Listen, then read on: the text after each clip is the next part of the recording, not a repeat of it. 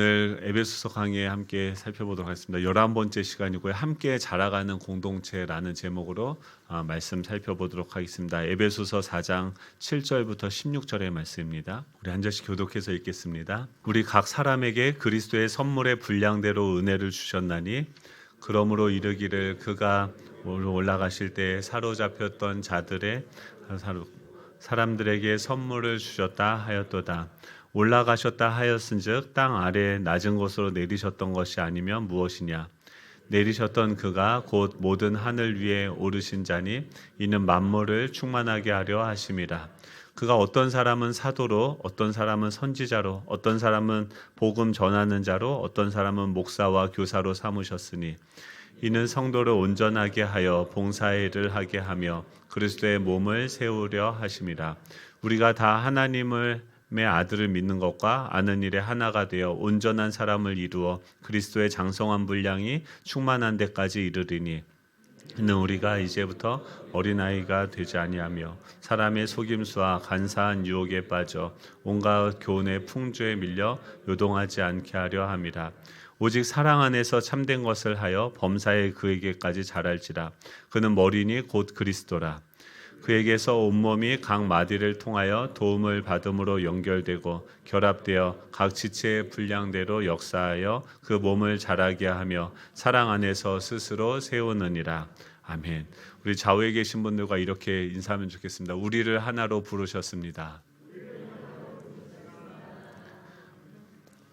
이게 살면서 하나됨을 힘써 지키라. 지난 시간에 그랬죠. 하나님께서 우리를 부르신 것이 하나 되게 하셨다. 이미 하나님께서 우리를 하나 되게 하셨고 그 하나됨을 힘써 지키는 것이 쉽지 않죠. 그러니까 내 존재만 해도 그렇죠. 내 생각과 내 감정과 내 의지가 하나 되는 게 쉽지 않습니다. 살을 좀 빼야지라고 생각하면서 입으로는 햄버거를 먹고 있는 내 자신을 발견하는 거죠. 내가 생각하는 것이 곧 나의 행동을 의미하지 않는 것처럼 우리 존재의 생각과 마음과 그 의지가 하나 되어지는 것도 너무나도 힘들죠. 또 이 가정의 하나됨도 쉽지 않습니다. 이 가정 결혼하기 전에는 좋죠. 결혼하면은 천국이 올 것 같죠. 천국이 오죠.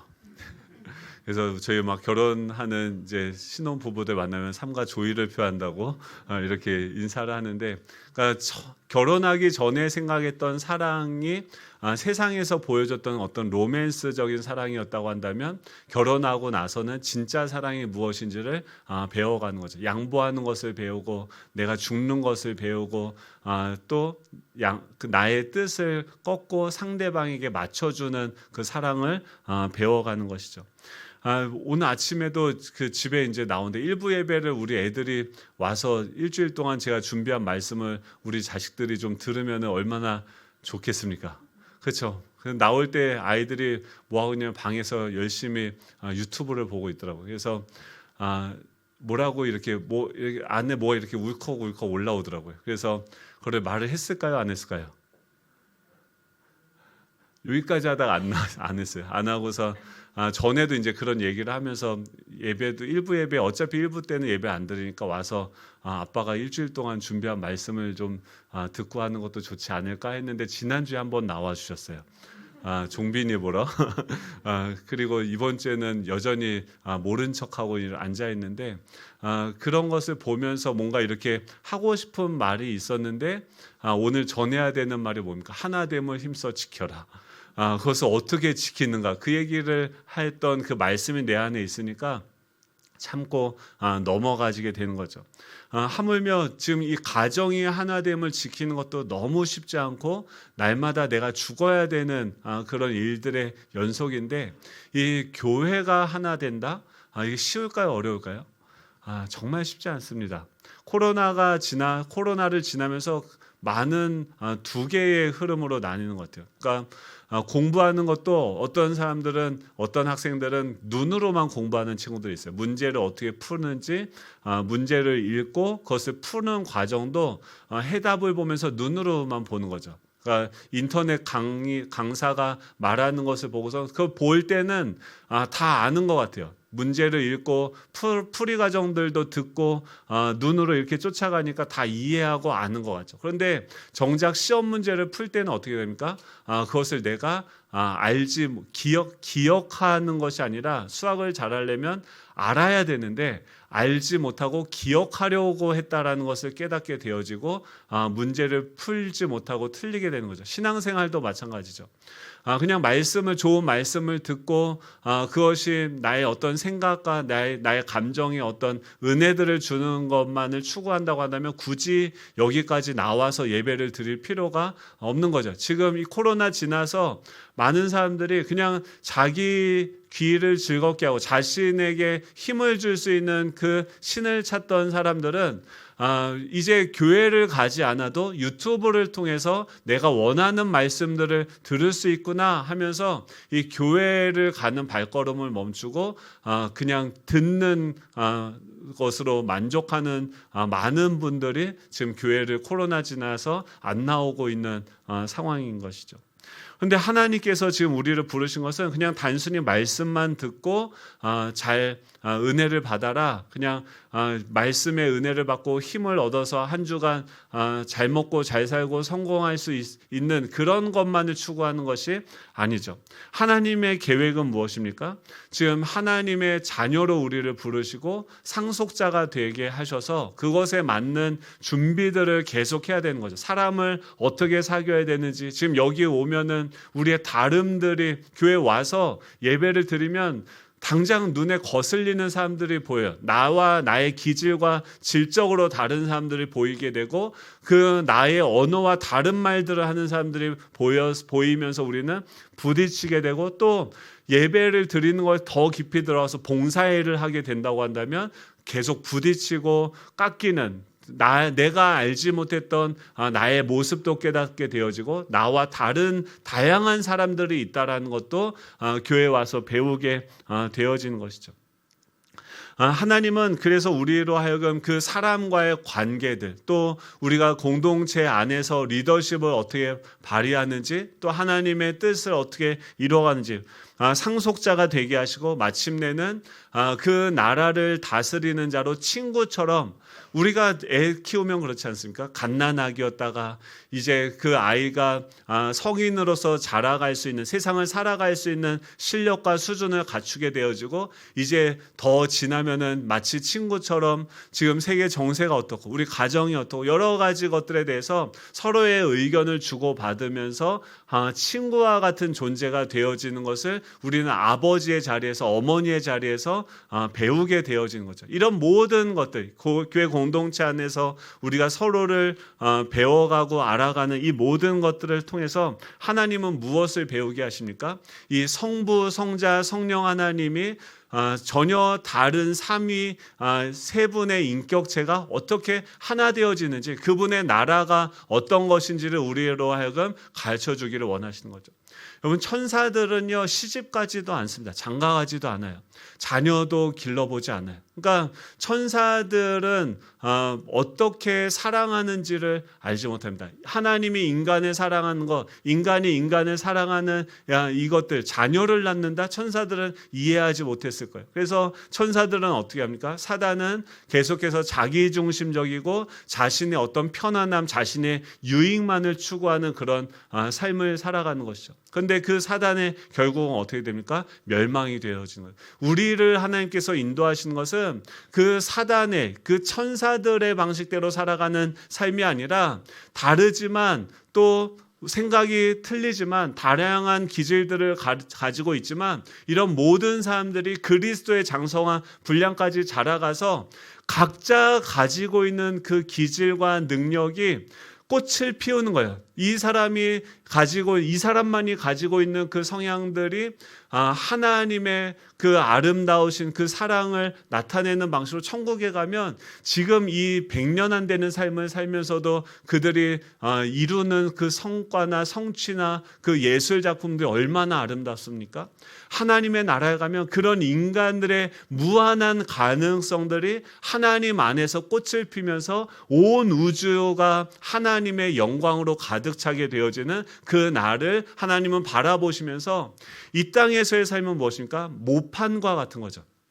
씨앗을 뿌려서 그 농사를 지을 때 논이 엄청나게 넓은데 거기에 바로 씨앗을 뿌리지 않더라고요. 모판에다가 씨를 뿌려서 이것이 어느 정도 자라면 옮겨 심게 되는 거죠. 이 모판 안에 거와 같은 그 모판 안에서 자라가는 것이 바로 우리가 이 땅에서 경험하는 삶의 그 시간들이신 거죠. 그렇다고 한다면 이 모든 것들은 너무나도 소중한 거예요. 어떤 세상에서 유명해지고 부자가 되어지고 돈을 많이 버는 그런 어떤 세상 사람들이 추구하는 그 가치관이 아니라 우리가 누군가의 자녀로 10달을 품어주고 기다려주는 그 사랑을 받고 태어나는 과정부터 내가 태어나서 아무것도 할 수 없는 그 시간들을 부모와 또 누군가의 사랑을, 전적인 사랑을 경험하면서 자라감을 경험하고 또 내가 어떤 존재인지 고민하고 자라가고 또 누군가의 사랑하면서 사랑을 배우고 또 자녀를 낳고 키우고 이 모든 인생의 수많은 영역들 10대, 30대, 50대, 70대의 그 다양한 관점에서 우리 인생이란 무엇인지, 인간이란 무엇인지, 사랑이란 무엇인지를 우리는 배워가는 그 짧은 시간을 보내고 있는 것이죠. 그 과정 가운데서 그 커다란 경륜 속에서 우리는 하나님의 부르심을 따라서 이곳에 모이고 만나게 되어진 것이죠. 그리고 주님 뭐라고 얘기하면 이미 너희를 한 몸으로 내가 재창조했고 그 하나 된 것을 힘써서 지켜라. 하나 된 것을 지키는 건요 힘들어요. 그러니까 힘써서 지키라고 하는 거예요. 그러면은 지난 시간에는 어떻게 하면 그것을 힘써 지키는가? 우리 개인의 어떤 성품적인 영역에서 온유하고 겸손하고 오래 참음이 필요하다라는 것을 얘기했고, 오늘은 어떻게 이 공동체의 하나됨을 힘써 지키는가? 오늘 본문에 어떻게에 대한 부분들을 이야기하고 있는 것이죠. 하나님은 우리 공동체가 우리 가정의 하나됨을 지키기 위해서 또 내 존재가 하나됨을 지키기 위해서 내 생각과 감정과 내 의지가 하나 되게 하기 위해서 또 우리 교회 공동체가 하나 되기 위해서 두 가지를 주십니다. 첫 번째는 무엇이냐면 하나님은 각 사람에게 은혜를 주십니다. 우리가 하나 되기 위해서 필요한 것이 무엇이냐면 은혜다라고 하는 것이죠. 우리 7절을 같이 한번 읽어보도록 하겠습니다. 7절입니다. 시작. 우리 각 사람에게 그리스도의 선물의 분량대로 은혜를 주셨나니 8절입니다. 그러므로 이르기를 그가 위로 올라가실 때 사로잡혔던 자들을 사로잡으시고 사람들에게 선물을 주셨도다 하였도다. 아멘. 지금 이 공동체가 하나됨을 지키기 위해서 필요한 것은 무엇이냐면 은혜라고 하는 것입니다. 지금 하나님이 우리 각 사람에게 한 사람 한 사람에게 어떤 사람에게만이 아니라 우리 각 사람에게 선물을 주시는 거예요. 그 선물은 무엇이냐면 바로 은혜다라고 하는 것이죠. 우리는 다 은혜를 사모하죠. 여러분 하나 되기 위해서 우리의 삶이 더 풍요로워지기 위해서 은혜를 사모할 수 있는 저와 여러분 되시기를 간절히 소망합니다. 돈이 아무리 많고 치킨이 아무리 많다 하더라도 그것으로 우리가 하나 될 수는 없는 것이죠. 우리가 하나 되기 위해서 우리 가정이 내가 또 우리 공동체가 하나 되기 위해서는 은혜가 필요한 것이에요. 그런데 그런 은혜를 우리는 다 받고 싶고 누리고 싶어 합니다. 근데 어떻게 그 은혜를 주시는가?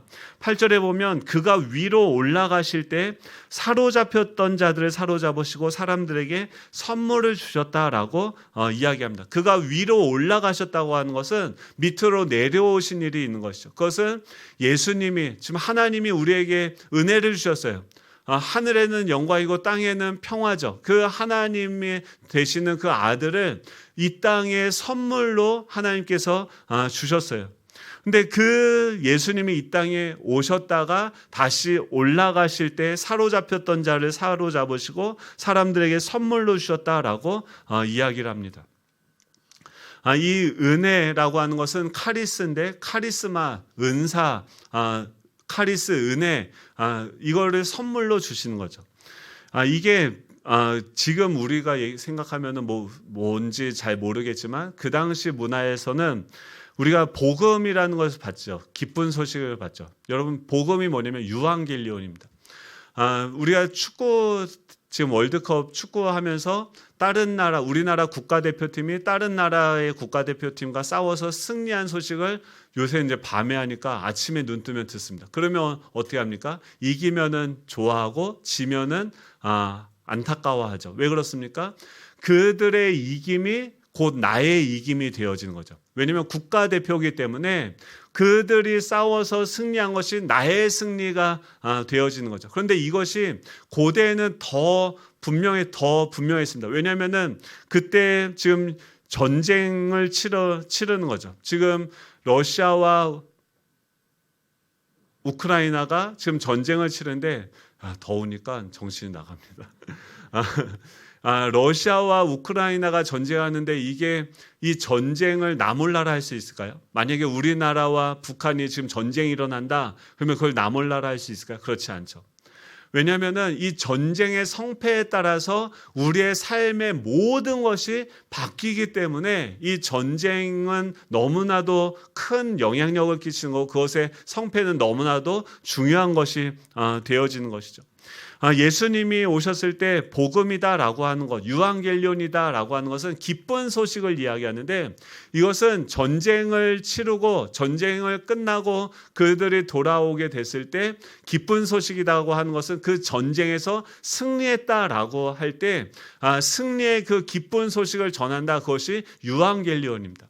이 전쟁을 싸워서 승리하면 거기서 끝나는 것이 아니라 승리로 인하여서 우리가 취득하게 된 그 영토에서 주어지는 어떤 전리품들이 있는 것이죠. 그런 개념으로서 지금 복음에 대해서 이야기하고 있고 주님께서 그가 위로 올라가실 때 사로잡혔던 자들을 사로잡으시고 사람들에게 선물을 주셨다라고 하는 것은 예수님이 이 땅 가운데 오셔서 그 사망과 어둠의 세력을 다 이기시고 승리하신 그 승리의 결과물들을 우리에게 선물로 주신다라고 하는 것이 바로 이 은혜다라고 하는 것입니다. 이것을 좀 더 명확하게 보여주는 것이 누가복음 1장에 보면은 지금 이 땅에서 어떤 일이 일어납니까? 예수님이라는 선물을 우리에게 주시는 거죠. 지금도 하나님은 우리에게 은혜를 선물로 주시는 줄로 믿습니다. 아멘이십니까? 하나님이 우리에게 은혜를 주세요. 왜 우리가 깨지고 싸우고 부딪히는가? 은혜가 떨어져서 그래요. 다른 문제가 아니라 지금 사도 바울이 감옥에 갇혀 있고 여러 가지 어려움이 있는데 그 속에서 지금 하나님을 찬양하고 예배할 수 있는 이유는 오히려 다른 사람들에게 이 편지를 쓸 수 있는 이유는 한 가지 이유가 있다고 하면 그것이 무엇이냐면 은혜가 임했다라고 하는. 어떻게 하면 은혜가 임하는가? 이 은혜가 임하기 전에 은혜라고 하는 것은 무엇입니까? 선물이라고 하는 것은 무엇입니까? 영적 전쟁에서 승리한 결과로 주어지는 전리품이 바로 이 선물이다라고 하는 것이죠. 예수님이 이 땅에 오셨을 때 그 사건을 요한계시록 12장에 보면은 하늘의 관점에서 그 사건을 예수님이 성육신한 사건을 기록을 하고 있습니다. 요한계시록 12장 2절에 보면 이 여자가 아이를 베어 해산하게 되매 하늘에 전쟁이 있으니 미가엘과 그의 사자들이 용과 더불어 싸울세 용과 그의 사자들도 싸우니라고 이야기를 하고 있어요. 즉 예수님이 이 땅에서 태어나실 때 하늘에서 어떤 일이 일어나면 그 당시에 헤롯이 예수님을 아기 예수를 죽이려고 난리를 치고 그 예수님은 동갑생들이 없는 거죠. 다 그 전후에 태어난 아기들은 다 죽임을 당하는 그런 수많은 숱한 공격 가운데서 태어나게 된 거죠. 그 예수님이 이 땅에 태어날 때 즉 이 우리의 삶 가운데 이 예수님이 사시고 또 태어나시는 그 잉태되어지는 역사가 나타날 때 그 전에 뭐가 있습니까? 하늘에 엄청난 전쟁이 있다라고 하는 것이죠. 그것을 이 누가복음에 보면 어떻게 설명하고 있냐면 여섯째 날에 천사 가브리엘이 하나님의 보내심을 받아서 즉 천사 가브리엘이 보내심을 받아서 마리아에게 찾아옵니다. 그러면서 28절에 보면 같이 읽어볼까요? 28절입니다. 시작. 그에게 들어가 이르되 은혜를 받은 자여 평안할지어다. 주께서 너와 함께 하시도다 하니. 지금 하나님께서 이 땅에 400년 동안 하나님의 음성이 들려지지 않은 지륵과 같은 그 어두운 그런 세상 가운데 선물을 보내주시는데, 그 선물을 어떤 방식으로 보내주시면 천사 가브리엘을 통해서 말씀하시는 거예요. 뭐라고 말씀하시냐면 은혜를 받은 자여 평안할지어다 주께서 너와 함께 하시도다 라고 얘기해요. 여러분, 하나님은 우리에게 은혜를 주시는데 어떤 방법으로 은혜를 주십니까? 성령을 통해서, 천사를 통해서 하나님의 말씀을 우리에게 가르쳐 주시고 생각나게 하시는 방식으로서 그 은혜를 우리에게 부어주시는 거죠. 근데 그 얘기를 들을 때 은혜를 받은 자여 평안할지어다 주께서 너와 함께 하시도다 라는 그 얘기를 들었을 때 이 처녀가 29절에 보면 처녀가 그 말을 듣고 놀라 이르되 이런 인사가 어찌함인가 라고 생각하는 거죠. 그러니까 그 말씀이 우리 가운데 들어왔을 때 이 사단은 그 네 가지 그 땅의 네 가지 비유를 보면 어떡합니까? 악한 자가 와서 그 말씀을 빼앗아가고 말씀에 뿌려진 것을 빼앗기도 하고, 환난이나 또 박해가 오거나 어려움들이 오면은 그 말씀을 생각하지 못하는 것. 즉, 이 영적인 전쟁이 이 기록에서는 하늘에서 그런 전쟁이 있었다고 하는데, 지금 그것이 이 땅 가운데 이루어질 때는 이 마리아의 생각과 그 마음 속에서 지금 이 천사가 와서 말하는 것이 이게 어찌 됨인가 라고 생각하는 방식으로서 그 가운데 생각이 엎치락 뒤치락 하게 되어지는 거죠. 그렇게 이런 인사가 어찌 됨인가, 말도 안 되는 거죠. 이게 생각도 하지 못했던 그런 은혜가 자기에게 임하는데 이거를 받기도 부담스럽고 이건 말도 안 되는 거고 혼란이 오게 되어지는 거죠. 그랬을 때 어떻게 합니까? 천사가 이르되 또 말씀하여 마리아여 무서워하지 말라 내가 하나님께 은혜를 입었노라 하면서 그 말씀이 그 가운데 계속해서 부어져요. 뭐라고 얘기하면 보라 너가 잉태하여 아들을 낳을 건데 그 아들의 이름이 예수고 그가 큰 자가 될 것이고 지극히 높으신 이의 아들이라 일컬어질 것이고 주 하나님께서 그 조상 다윗의 왕위를 그에게 주고 영원히 야곱의 집을 왕으로 다스리며 그 나라는 영원하고 무궁할 것이다 라는 그 말씀을 계속해서 그 마음 가운데 부어주신다라고 하는 거죠.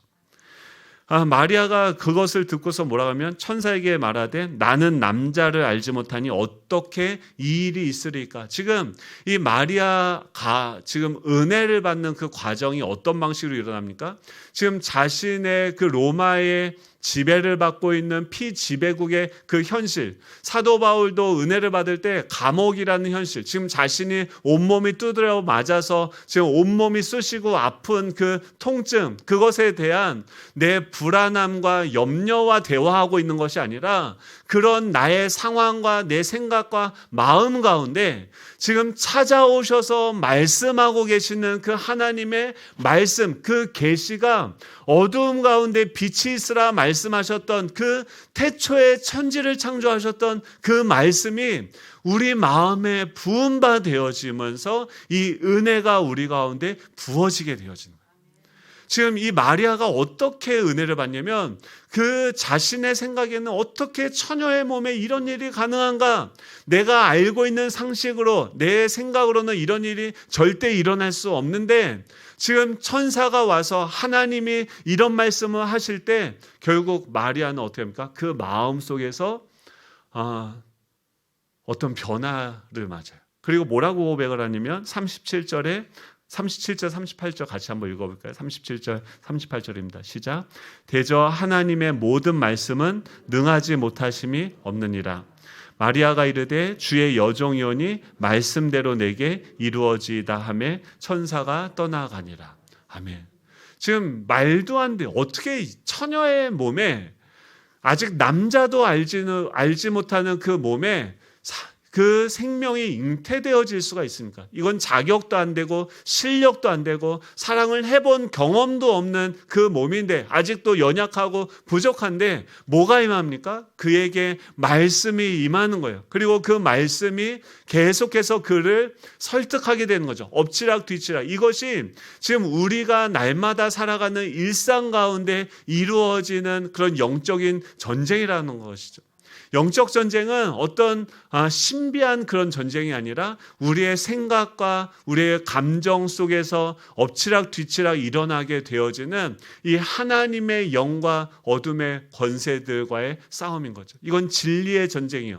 무엇이 진리인지 계속해서 우리에게 말씀하여 주시는 것을 붙드는 거죠. 결국 마리아가 뭐라고 순종합니까? 대저 하나님의 모든 말씀은 능하지 못하심이 없느니라. 지금 자기가 생각하기에는 내 몸에 그런 일이 일어난다. 내 삶에 그런 일이 일어난다. 납득되지 않아요. 상식적이지 않아요. 그런데 마리아가 아는 한 가지 뭐냐면 하나님의 말씀은 능하지 못하심이 없다라는 사실을 알고 있는 거예요. 그래서 하나님이 나에게 그렇게 말씀하신다고 하면 주의 여종이오니 말씀대로 내게 이루어지이다. 그것을 내가 받아들이고 순종하게 되어지는 거예요. 여러분, 은혜를요, 하나님께서는요, 우리 각 사람에게 그분이 성취하고 승리하신 그 은혜를 우리에게 부어주시기를 원하시는 거예요. 제가 이번에 생일이어서 요새 뭐 세상이 좋아졌어요. 카톡으로 뭐 이렇게 선물을 보내줘요. 그러면 제가 그것을 내가 받겠다 안 받겠다를 결정하고 주소를 입력하면요, 택배로 그게 옵니다. 놀랍죠. 그래서 제가 그것을 주의 여종이오니 말씀대로 내게 이루어지이다. 제가 아멘하고 순종하고 주소를 입력하면 저에게 오는 거예요. 여러분, 근데 그 선물은 그 카카오톡에서 주는 정도가 아니라 예수님을 통해서 우리에게 주는 선물은 무엇입니까? 8절에 보면 그가 위로 올라가실 때 사로잡힌 자들을 사로잡으시고 사람들에게 선물을 주셨다. 9절에 보면 올라가셨다고 하는 것은 뭐냐면 땅 아래 낮은 곳으로 내리셨던 것이 아니면 무엇이냐. 즉 예수님이 이 땅 가운데 오셨는데 오셔서 30년을 사시고 또 그 사역을 다 하시고 십자가에 죽으시고 우리가 이루어야 될 그 의와 율법의 순종 이런 모든 걸 다 이루셨을 뿐만이 아니라 십자가에 죽으시고 더 놀라운 선언을 하는데 무엇을 하냐면 십자가에 죽으시고 우리가 죽고 가야 될 그 음부까지도 주님이 사망 가운데 찾아가셨다는 거예요. 이것은 뭐냐면 우리가 날마다 넘어지고 우리의 발목을 붙잡고 있는 중독이나 우리 안에 있는 연약함이나 우리 안에 절대 변하지 않을 것 같은 그 경관진들, 우리 무의식의 영역들, 내 사망이 죄가 나를 끊임없이 괴롭히고 넘어뜨리는 그 내 마음 깊은 그 음부, 내가 나 자신도 의식하지 못하는 내 존재의 가장 깊고 더러운 그 영역까지 주님이 죽으시고 내려가셔서 그곳에서부터 승리하시고 그 사망과 어둠과 죄의 권세를 다 이기시고 부활의 능력으로 승천하셔서 보좌 우편에 앉으신 그 주님께서 그 주님이 십자가에서 다 이루시고 그 죽으심으로 다시 부활하심으로 정복하신 그 사망과 죄와 어둠의 권세를 이기신 그 이기심의 능력으로 주님이 다 이기신 거예요. 그것으로 말미암아 우리에게 누릴 수 있는 모든 것들을 다 선물로 주시는 거예요. 여러분, 우리 자녀들을 볼 때 제가 뭐 그렇게 화가 나진 않았어요. 오늘 제가 말씀이 충만했기 때문에 아이들이 그럴 수 있죠. 유튜브를 하루 종일 볼 수 있죠. 하루 종일 게임만 할 수 있죠. 그게 뭐 어떻습니까? 지는 않죠. 그 화가 날 일이 아니라 안타까운 거죠. 왜냐하면 우리가 얼마나 존귀한 존재인데 우리에게 날마다 주어지는 이 시간이 얼마나 소중한 건데 그 소중한 이 생명을 그 헛되고 아무리 투자해도 돌아오지 않는 그 허무한 것들에 자신의 모든 것들을 투자하면서 자신에게 주어진 그 선물들을 계속 쓰레기통에 그 썩어 없어지는 것에 계속해서 붙는 그 인생을 보는 주님의 마음은 어떻습니까? 안타까운 거죠.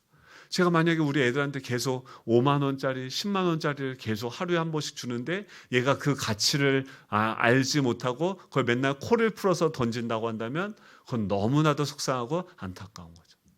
은혜가 충만할 때는 이렇게 보이는데 은혜가 충만하지 않으면 어떻게 합니까? 이 인간이 죽을래? 내 생각과 내 방법대로. 근데 한번 생각해보세요. 제가 잔소리로 그거 보지 말아라 이렇게 한다고 해서 걔네들이 바뀌죠. 힘이 없을 때는요.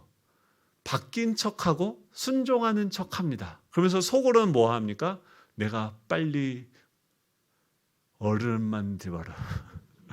내가 빨리 독립해야지. 이 지긋지긋한 집구석을 내가 빨리 벗어나야지. 순종이 된 게 아니라 변화된 것이 아니라 거기서 계속 다른 마음을 품고 있는 거죠. 사도 바울은 그런 상황일 때 어떻게 그 상황들을 극복할까요? 지금 사도 바울이 감옥에 갇혀 있어요. 지금 이 에베소서를 로마서에서 쓰고 있는데 이걸 다 기록하고 얼마 지나지 않아서 사도 바울은 죽습니다.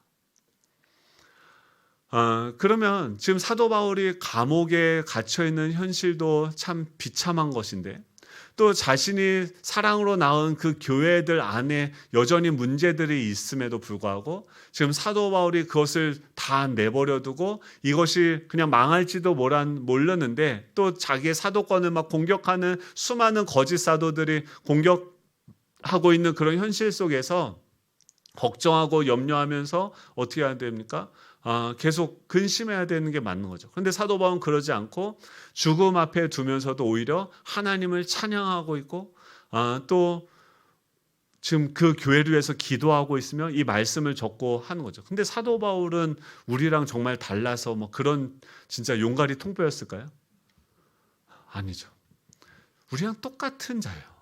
근데 지금 이 학자들이 뭐라고 하냐면 시편 68편을 인용해서 이 에베소서를 쓰고 있다라고 얘기해요. 지금 사도 바울이 뭐라고 하냐면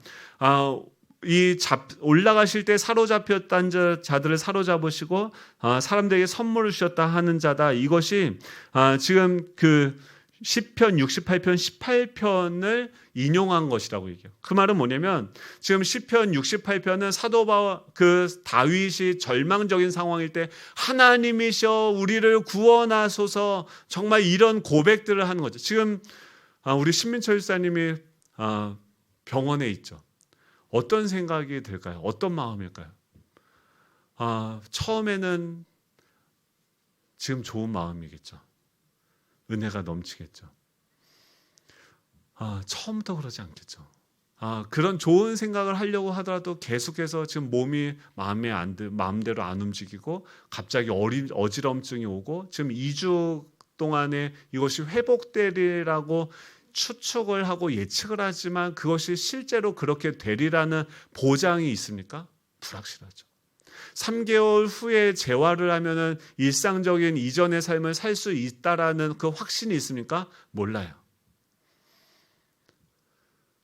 신민철 집사님뿐만 아니라 우리도 다 그런 삶을 살아가고 있는 거예요. 미래를 알 수 없고 예측할 수 없고 그것을 내가 어떻게 해야 되는가 그것을 내가 다 짊어지고 고민하고 있는 그런 현실 속에서 사도 바울은 어떻게 합니까? 본인도 지금 온몸이 두드려 맞아서 다 아프고 허리가 삐끄덕거리고 또 장차 조금 있으면 내가 그 사형을 당하게 되면 그 사형의 과정도 고통스러울 것이며 또 남겨진 이 가족들은 어떻게 해야 되는가 수많은 염려와 근심의 조건들이 다 갖추어져 있는 그런 상황인 거죠. 근데 사도 바울이 주님께서는 사로잡은 포로들을 거느리시고 높은 곳으로 오르셔서 주님을 거역한 자들도 주 계신 곳에 예물을 가져 날마다 우리 주님을 찬송하여라.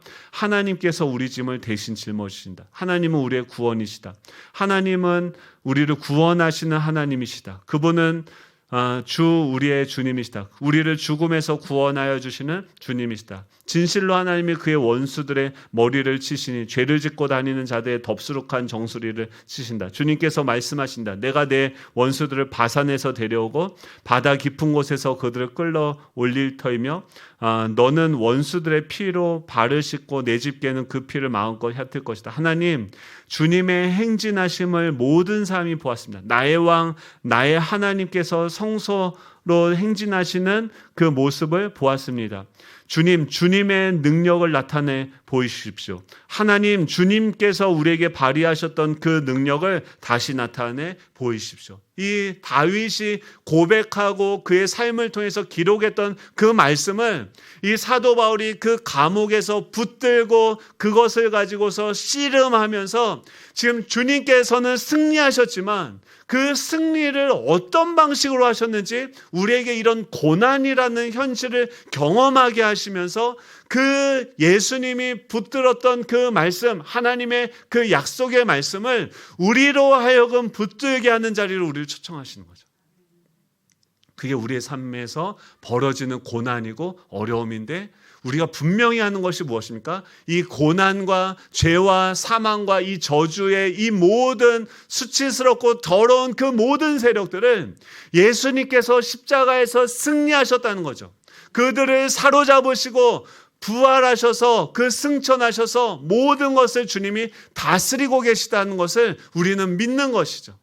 그러니까 그것이 진리이기 때문에 이것을 성경이 이야기하고 있기 때문에 하나님, 나는 내 몸은 지금 너는 끝났어라고 이야기하지만 내 생각과 판단은 너는 하나 될 수 없어. 너희는 결코 같이 어울릴 수 없는 존재라고 이야기하지만 주님께서 나에게 행하신 것이 무엇인지를 우리 그것이 진리이기 때문에 우리는 그것을 믿습니다. 주님, 우리를 그 말씀이 주의 여정이오니 내게 이루어지게 하여 주시옵소서라고 구하는 거예요. 여러분, 그게 무엇입니까? 그것이 은혜를 받는. 그러니까 은혜를 받기 전에 뭐가 있습니까?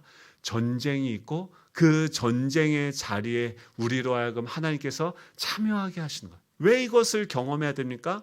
그 어둠의 권세에 날마다 흔들리는 자가 아니라, 넘어지는 자가 아니라 이제 그 죄가 유혹을 하고 이 어린아이 때를 벗어나서 이제 이런 유혹이 있고 이런 시험이 있다 할지라도 그 사이를 당당하게 걸어가면서 하나님의 선하심을 나타내고 반영하는 방식으로 나에게 주어진 그 영역들을 다스릴 수 있는 자로 주님은 우리를 자라가게 하시는 거죠.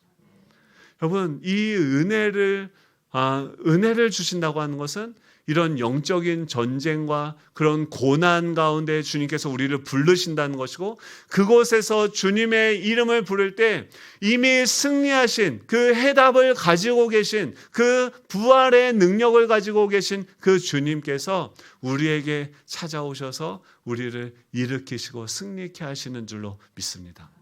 여러분, 그게 은혜예요.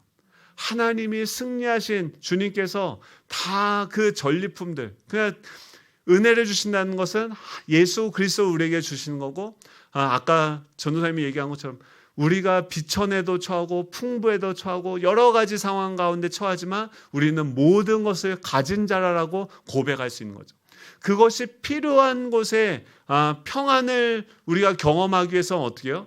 그런 불의와 그런 불공정이 있는 그곳에, 억울함이 있는 곳으로 가봐야 이 평화가 우리에게 있다라는 사실을 결핍을 통해서 우리 가운데 모든 것을 가진 자가 무엇인지를 깨닫게 되어지는 거죠. 그것을 통과할 수 있는 그런 은혜가 날마다 충만할 수 있는 저와 여러분 되시기를 간절히 소망합니다. 하나님은요, 우리가 하나됨을 지키기 위해서 이 은혜를 주시는 거예요. 그 은혜는 고난과 함께 올 수 있고 전쟁과 함께 올 수 있지만 두려워하지 마십시오. 주님께서 이미 승리하셨고 주님께서 선물로서 우리에게 주시는 분인 줄로 믿습니다. 거기에 기록하는 거예요.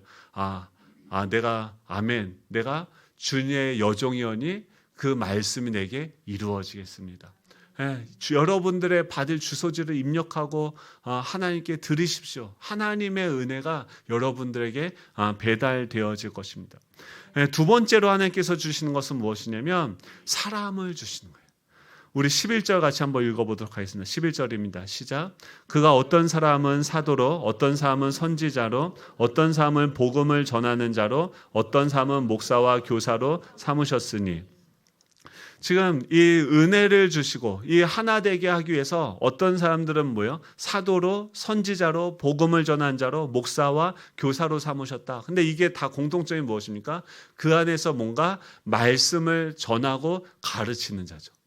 그러니까 영적으로 성숙한 사람들, 영적인 리더로 볼 수 있고, 우리가 이번 주 큐티를 하면서 주님께서는 그 공동체 안에 어떤 사람들이 있어요?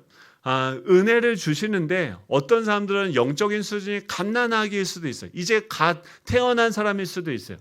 어떤 사람들은 더 성숙하고 장성한 분량까지 자라간 사람들도 있죠. 그래서 장성한 자들로 하여금 그 연약한 자들을 섬기게 하는 거예요. 하나님은 은혜를 우리에게 주세요.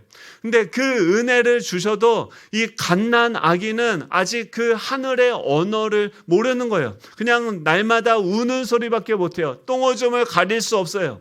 그래서 그런 그들을 세우고 섬길 수 있는 사람들을 우리에게 주신다는 거예요. 여러분, 우리가 그런 사람이 되기를 축복합니다. 하나님이 우리를 이 영적인 새 언약의 일꾼으로 영의 직무를 감당하는 자로 우리를 부르신 것이죠. 이번에 우리가 임직을 했죠. 장로님, 권사님, 집사님, 또 목자로 세우고, 또 사역 팀원으로, 팀장으로 세우고, 또 우리를 무엇으로 세우십니까? 부모로 세우고, 형제로 세우고, 자녀로 세우는 거죠. 다양한 방식으로 우리를 그곳에 보내신다는 거예요. 이 하나됨을 힘써 지키기 위해서 우리를 세우신다라고 하는 거예요. 근데 지금 그럼 두 가지 것이 있죠. 율법을 어떤 사람들은 두 종류의 사람이 있어요. 한 종류의 사람은 이 사단의 영을, 천사의 소리를 따라가는 사람들이죠. 사단은 뭐의 전문가입니까? 율법의 전문가, 정죄의 전문가죠. 그러니까 계속 만약에 아까 우리 아이들에 대해서 제가 설교를 잘하죠.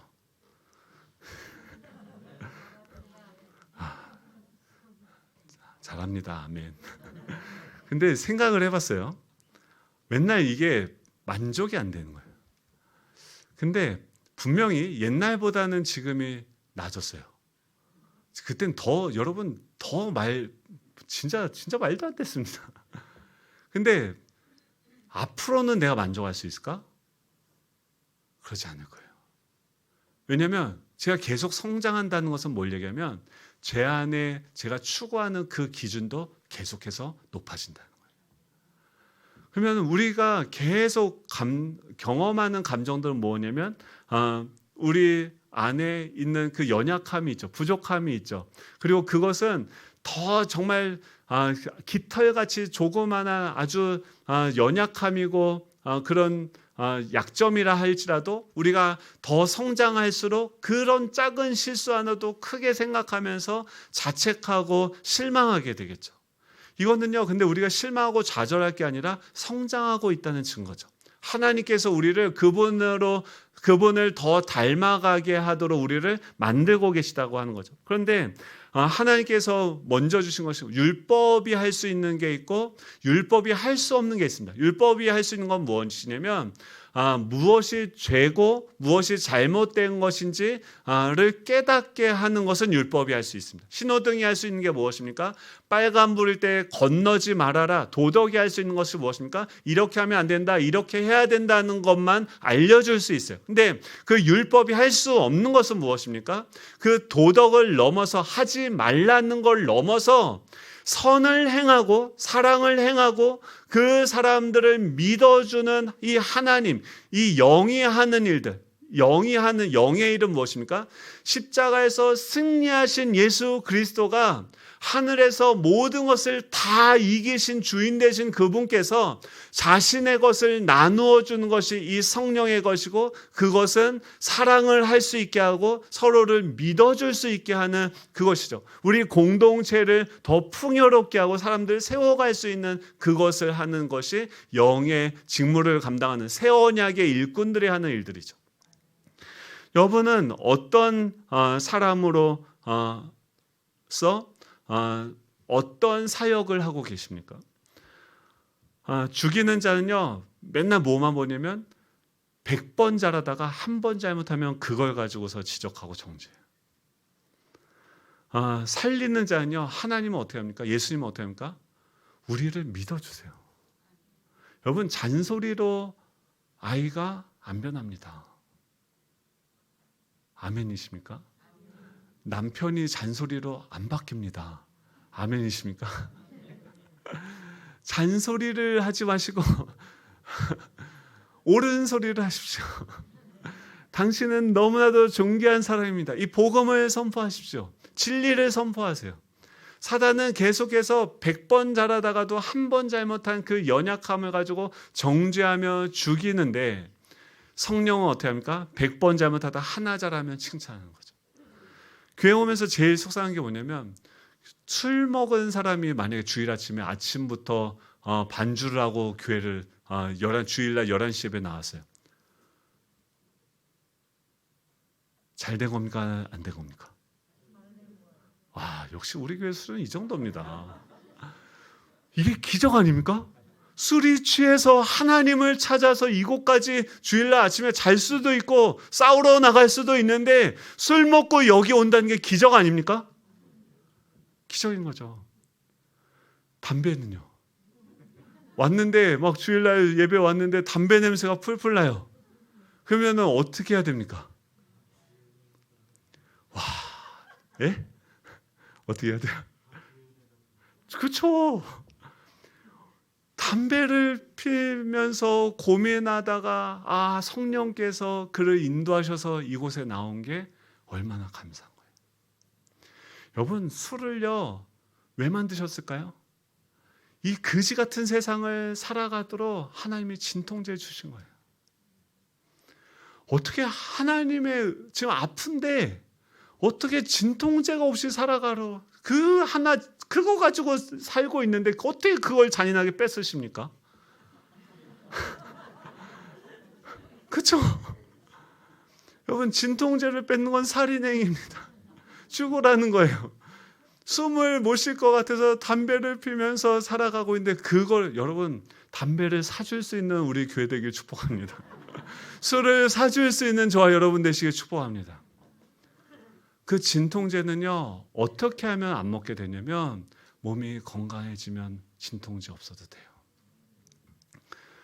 담배를 의지하지 않아도 숨을 쉴 수 있으면 내 근심과 염려를 이제 더 이상 정말 답답해서 어떻게 살아갈 수 없을 것 같은데, 이제 기도가 터지고 하나님과 소통이 되어지고 영적으로 숨을 쉬게 되면, 담배 피는 사람들 다 담배 피기 싫어해요.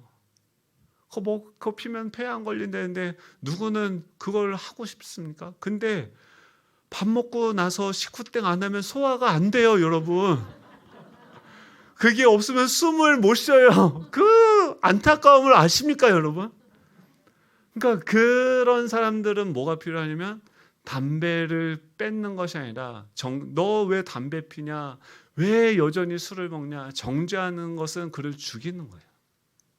그게 아니라 술 사줄 테니까 그거 먹고. 근데 이거 진통제야, 이거는 해결이 안 돼. 예수님을 만나야 살 수 있고 온전히 회복될 수 있는 거야. 예수님하고 그 영적으로 소통이 되어져야 정말 숨을 쉴 수 있는 거야. 그 복음을 선포하며 그들이 하나님에게로 나오는 그 생명의 살리는 역사, 새 언약의 일꾼이 될 수 있는 저와 여러분 되시길 축복합니다. 하나님은요, 이 새 언약의 일꾼, 그 살리는 사람을 우리에게 선물로 주시는 거예요. 갓난아기 걷지도 못하는데 그거를 왜 걷지 못하느냐, 이 몽둥이를 때리면 이건 아동학대입니다.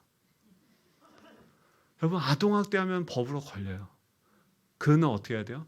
말씀을 내가 먹고 묵상하고 그것을 젖을 물려서 그를 먹고 기다려주고 자라가게 하고 이유식을 먹이고 똥오줌 하면 씻겨주고 기저귀 갈아주고 하면서 그를 세우는 그런 사람들로 우리를 부르시는 거예요. 하나님은요 은혜를 주시고요 사람을 주세요. 그리고 그래서 그 사역자로 그 은사 있는 지도자들로 세워서 그 목표는 무엇입니까? 12절이죠. 지도자들의 역할은 무엇입니까? 그 사람들의 역할은 무엇입니까? 우리 12절 같이 읽겠습니다. 시작. 이는 성도를 온전하게 하여 봉사의 일을 하게 하며 그리스도의 몸을 세우려 하심이라. 그들로 하여금 이 온전하게 하는 거예요. 그 아이가 지금 여전히 이 부분에 대해서는 연약하구나. 이 부분을 이 친구가 채워갈 수 있도록 복음이 무엇인지, 진리가 무엇인지, 우리가 왜 시간을 소중하게 사용할 수밖에 없는지, 우리에게 있는 이 시간의 질은요 영원한 수준이고 사람을 살릴 수 있는 그 시간입니다. 세상 사람은 죽어나 깨어나도 하버드를 나오고 재벌이 되어도 할 수 없는 그 일들을 우리는 하나님께 듣고 하나님의 은혜를 받고 그 생명의 말씀을 그에게 전하게 되어지면 죽은 자가 살아나고 이 마른 뼈들이 사방에서 우리의 언어를 통해서 그 마리아의 주여 주의 여종이오니 말씀만 하여 주십시오. 주의 뜻이 주의 말씀이 그대로 이루어지리라. 우리가 순종하면 그 하나님의 생명의 역사가 우리의 그 생명의 언어를 통해서 살리는 말을 통해서 사방에서 생기가 불어와 그 영혼을 살아나게 하는 줄로 믿습니다. 그를 살리고 우리의 사역은 무엇입니까? 그들을 세우는 일들하는 거예요.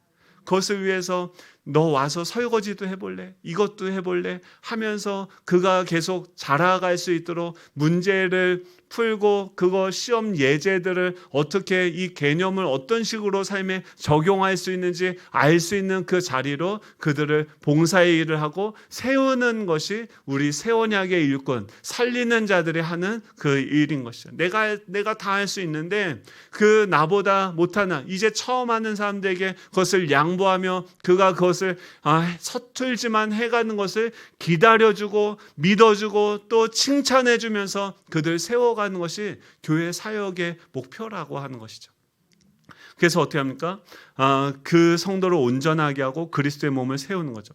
또 그렇게 해서 그 역할은 뭐냐면 사람을 세우는 역할인 것이고 그 사역의 목표는 무엇입니까? 세 가지 목표가 있는데 13절이죠.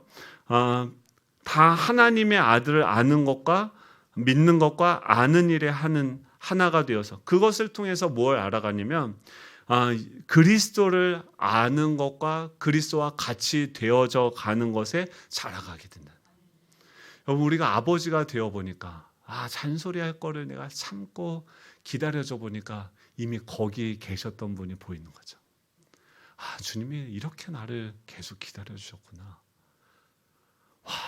그 시간을 주님이 나에게 말씀하셨는데 내가 그걸 듣지 못했구나.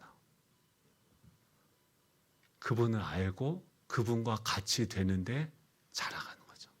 그 사람을 섬기고 세워가는 줄 알았는데 내가 세워져 가는 것을 경험하는 거죠.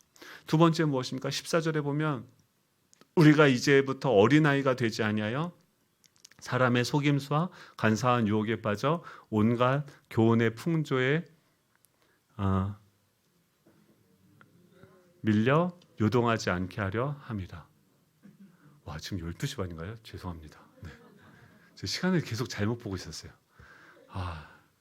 그렇군요. 그래서 두 번째는 뭐냐면 영적인 분별력을 기르고 세 번째는 무엇입니까? 그리스도 안에서 더욱 성숙해 하는 거예요. 그분과 연결이 되어지고 내가 자라나고 또 누가 연결이 되어지고 하면서 그리스도의 장성한 분량까지 그 몸이 자라가게 하고 사랑 안에서 어때요? 스스로 세워지는 거예요.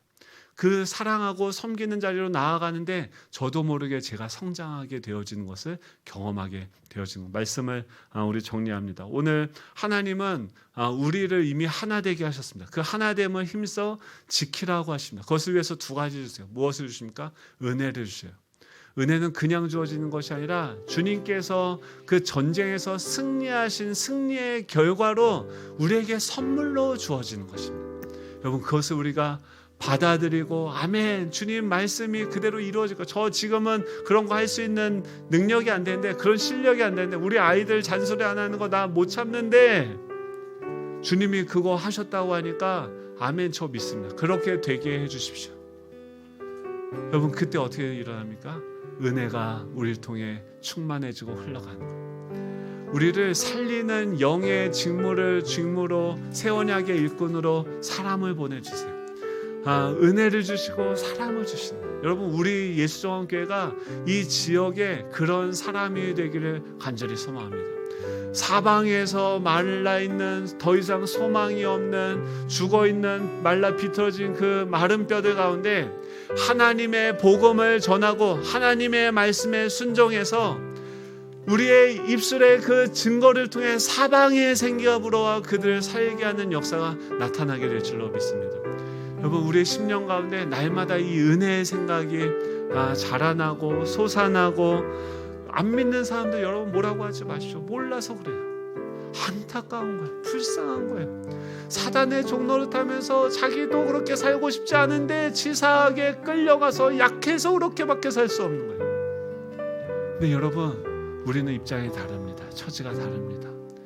왕이신 하나님이 우리 아버지가 되세요. 여러분, 그 은혜의 풍성함으로 그들을 사랑하고 신뢰주고 덮어서 그들을 살릴 수 있는 우리 되기를 간절히 소망합니다. 우리 일어나셔서 이 찬양할 텐데요, 이곳에 생명샘 솟아, 우리의 생각과 그 마음 가운데 이 생명샘이 솟아나게 하여 주시옵소서. 하늘이 열리고 하나님의 기적이 일어나게 하여 주시옵소서. 이렇게 찬양하고 기도하도록 하겠습니다.